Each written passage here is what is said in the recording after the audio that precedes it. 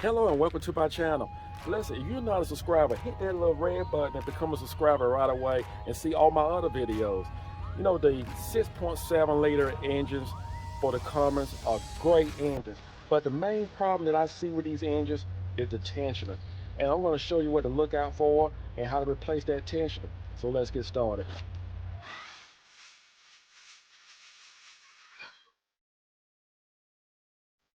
Now I want to point this out. This is another truck. This is not a truck we're going to actually be working on. But if you see wear, and I see some right here, but most of the time when I see wear from a tensioner, it's going to be on the back side. I have seen belts wear so much that half the belt is actually gone.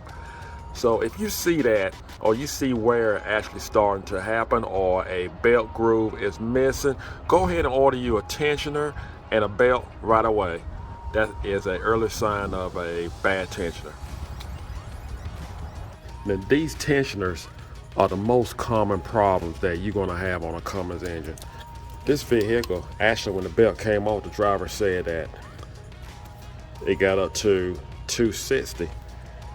The first thing I'm concerned about is the water pump. And it feels okay. I like to shake the pulley back and forth to just make sure the bearing is not wore out. And it seems to be fine. So you need a 13 millimeter for this bolt, the center bolt on the tensioner.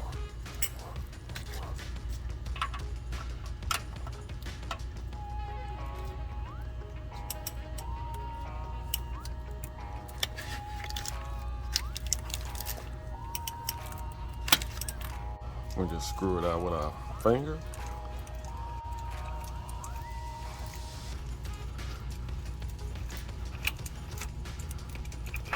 All right.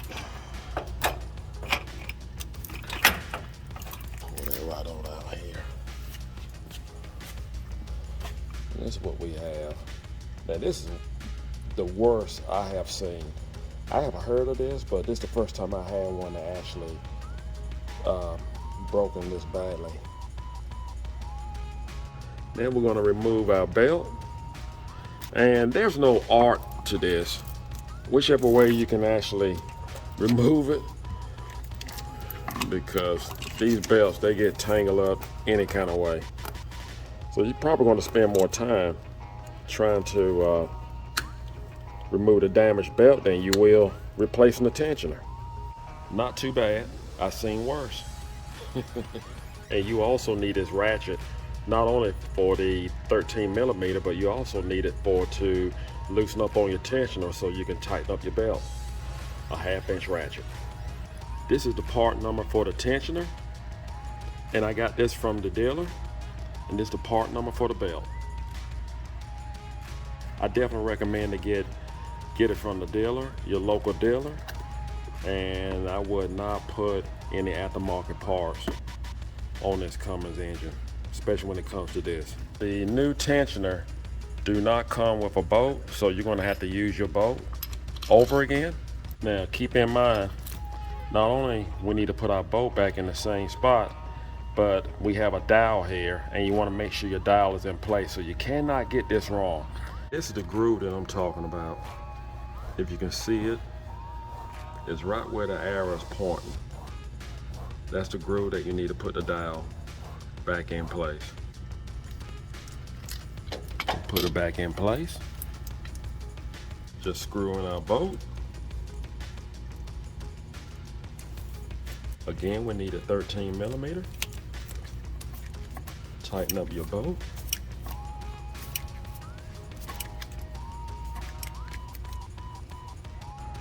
We're going to put our new belt on, and we're going to go around the fan.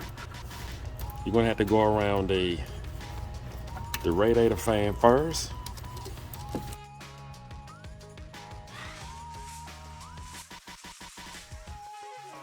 Once you get it around the radiator fan, the first pulley you want to concentrate on is the crankshaft pulley, and then next the fan pulley.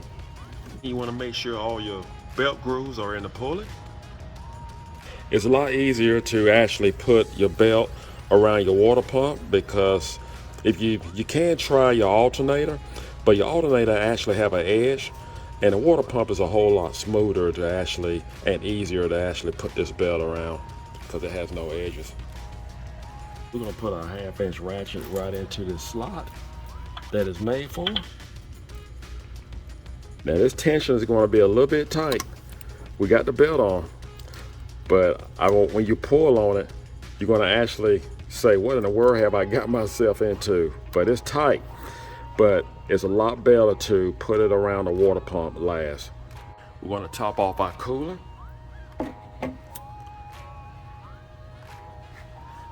And keep in mind, the vehicle has gotten up to 260. And he said he was seeing cooling.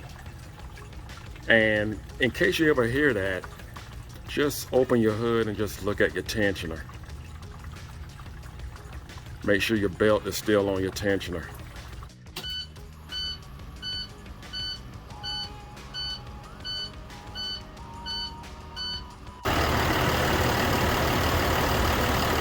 Everything seems to be fine.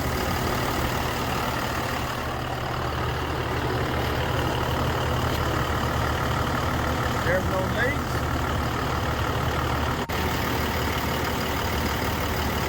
That's what you want. So now you know how to change your own tensioner.